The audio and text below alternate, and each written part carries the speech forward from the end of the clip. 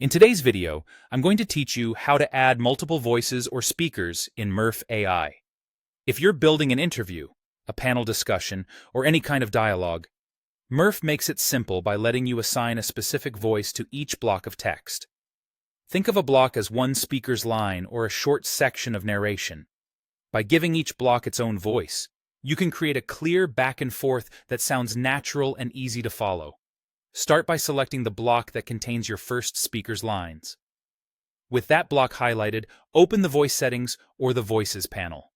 Browse the available options and choose the AI voice you want for this speaker. You can match tone, accent, pitch, and style to fit the character or role.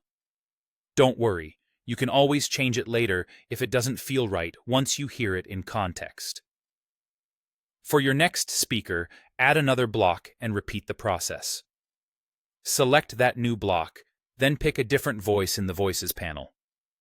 Continue this pattern for each participant in your script, so every speaker has a unique voice. This separation is what gives your dialogue definition, prevents voices from blending together, and helps listeners track who's talking. A simple organizational tip makes this even easier. Label your lines in the text, such as host or guest, so you can see at a glance which block belongs to whom. Clear labels are especially helpful in longer projects and save time when you return to make edits or swap voices later. After you've assigned voices to every block, preview the dialogue from the start.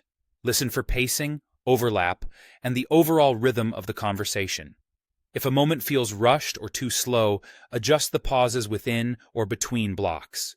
You can fine-tune speed for a quicker response or slow it down for emphasis.